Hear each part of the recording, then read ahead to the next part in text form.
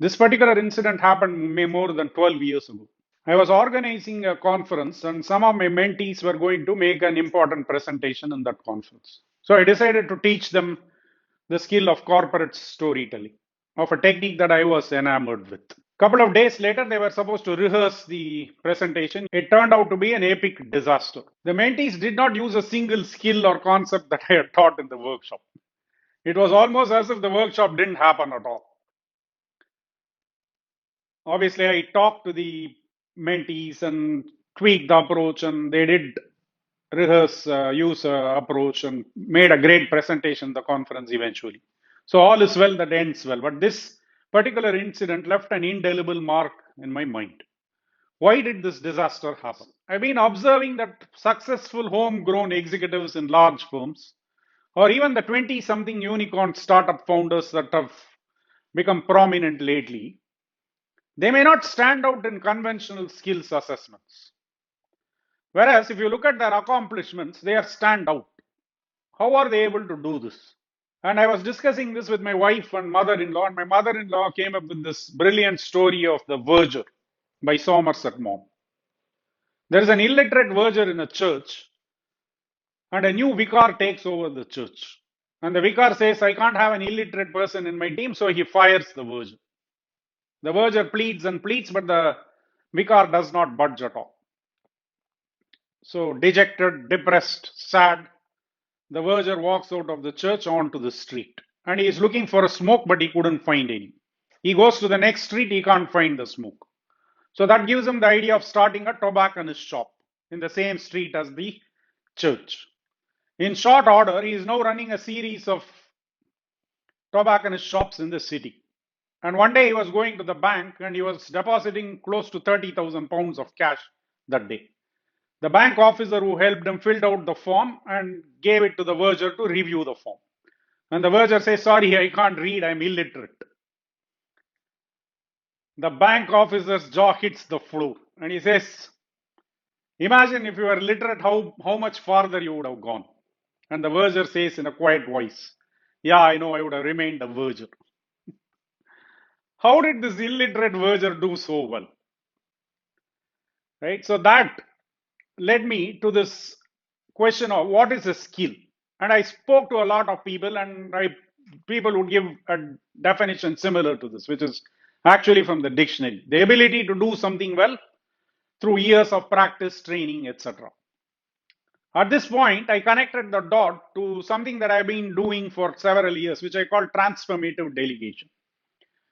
Instead of the traditional mode of delegating tasks, I would delegate problems. And I found that the capabilities of my teammates advanced very quickly, which led me to the observation that a skill is nothing but an ability to solve a certain problem or a certain class of problems consistently well. Let's take the same example of corporate storytelling. Why would I learn the skill of corporate storytelling? Because I want to communicate effectively or I want to influence the audience. So at the other side of every skill, there is a problem. Now, I haven't found an exception to this rule. So if you come across any, please let me know. Now, this might explain why the 20 something founders and successful CxOs and the illiterate Verger do so well. Because of their ability to spot and solve business problems extremely well. To what is the nature of problems? And I came across a beautiful metaphor that my fellow mentor Sanjay Radhakrishnan uses. And he says he learned it from Tom Chi. On the left-hand side, you have what are called as shrink-wrap problems. The information to solve the problem is contained within it. Example is x plus 2 equal to 5, find x. Now it turns out that we would have solved thousands of such problems by the time we graduate out of college. Whereas when we come to business, we find the problems hard to solve because they are of this nature. X plus y plus z plus question mark. You don't even know what the variables are, what the equation is. And if you take something like digital transformation, which is extremely complicated, the problem gets harder. So this is why we call these phenomena, because you have to draw skills from multiple domains to solve these problems. Now, as I was thinking further, I made an interesting observation. On the left-hand side, the context is agnostic. That is, x plus 2 equal to 5 will yield the same result whether you are in Timbuktu or in Antarctica. Whereas on the right-hand side, context is supreme. The same equation in one context will be completely different in a different context. And then I extend that further to the 5 key dimensions of problems: context, complexity, scale, scope, and risk. On the left hand side, all of them are the same. You might say this problem is complicated for people that don't know algebra, but the level of complexity is the same. So if you look at the current school of thought of learning from experts, it works very well on the left hand side. But when you want to do the same thing on the right hand side for something like digital transformation, it doesn't work because all the 5 dimensions are different and the context is different and so on. This explains why I had this epic disaster in corporate storytelling, because my context and my experience was vastly different from what my mentees' context and experiences were. Which is why we want to promote a new school of thought, which I have described before in this series, of the Fino-BL and fractal routines. In our model, what you do is you choose an ambitious business outcome or problem. Ambition is necessary for inspiration as well as to drive learning. If you chose a reasonable outcome, drive for learning doesn't really occur.